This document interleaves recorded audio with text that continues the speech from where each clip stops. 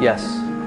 I want you to get the name and information for the DSWD officer for Cruzita Aldama. Yes, and cancel all my appointments today. I'm gonna be with a client. Okay, thank you. Ingat. Adrian, abogado ka? I'm gonna take care of this for you. Marikas, holog na may langit itong si attorneys. Gisabi na nimo di ka babayaan ni Lords. Salamat. Hindi pwede to. Nasaan si Cruzita? Sinong kasama niya? Adrian, please, kailangan kong malaman yun. Salamat. Mami! Cruzita? Anak? Mami! Namimiss na kita! Ako din, anak, na-miss kita. May gusto sana akong itanong sa inyo. Wala akong sunod makipag-uusap at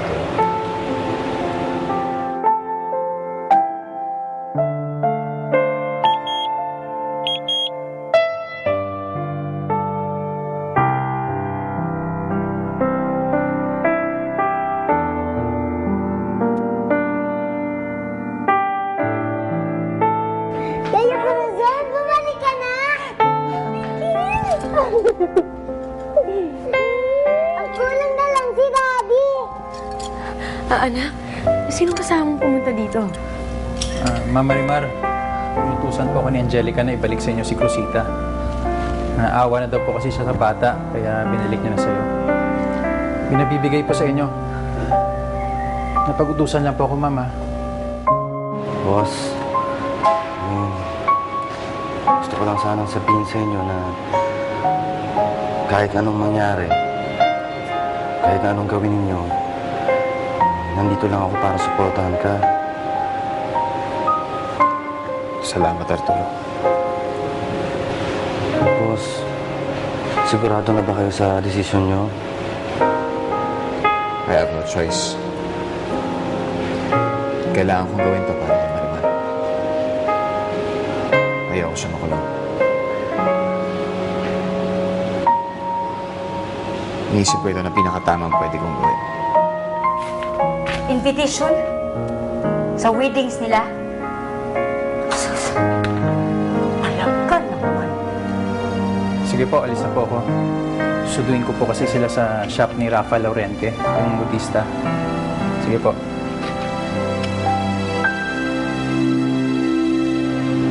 Isip ko, ang daming beses ko nang nangako sa kanila na hindi ko siya sasaktan. Pero hindi ko na naman tinapad yun.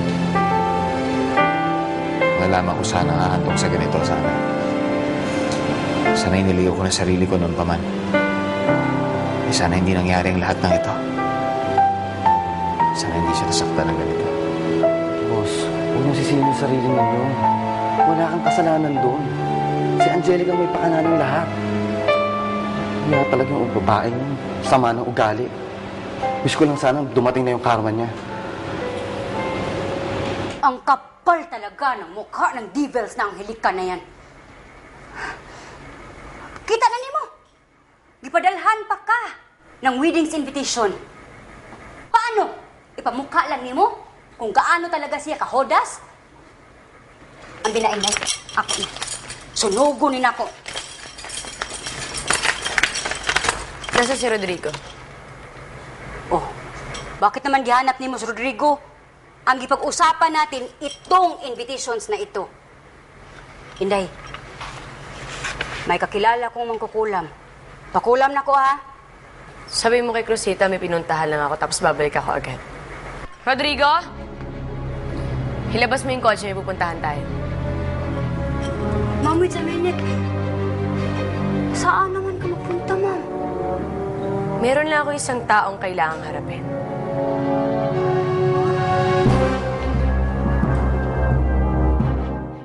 Ito na ba ang cake, Mr. and Mrs. Lianas? Yes, ma'am. Dito na lang daw po nila pipikapin ng cake. Alright. Masyado ka nga. Ay, sorry to keep you waiting, senyora. Maganda yung cake, Hindi siya halatang mumurahin. Of course. course, at masarap pa. Friend ko po ang nagbibake niyan. Ah, talaga? Bigyan mo nga ako ng number? Sure. Sa tingin mo ba itutuloy ni Seryo ang plano niyang pagpapakasal kay Angelica? Parang desidido na kasi si Seryo eh. Kung ba kasi pumasok sa isipan ni Seryo eh. Sagad ang buto ang galit niya kay Angelica. At alam naman nating lahat kung gaano niya kamahal si Marimar. Naloka naman kasi ako sa inyo, senyora.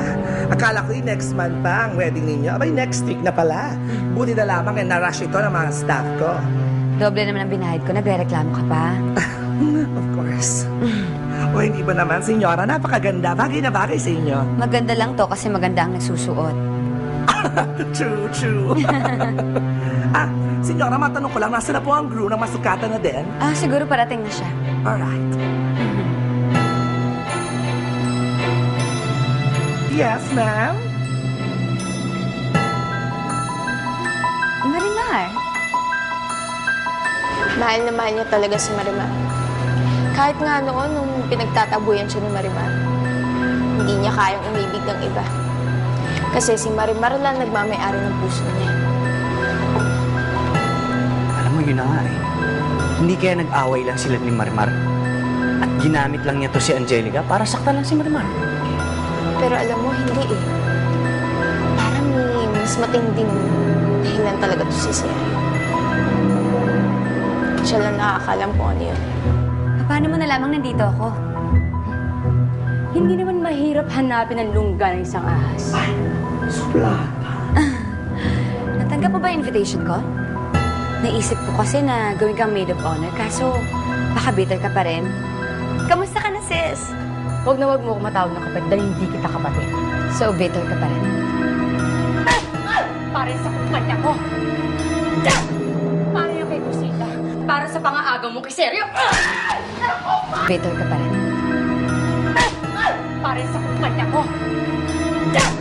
Para yung kay Kusita. Para sa pangaagaw mo kay Seryo. Bitter ka pa rin. Para sa kumpanya ko. Para yung kay Kusita. Para sa pangaagaw mo kay Seryo. Para sa pangaagaw mo kay Seryo.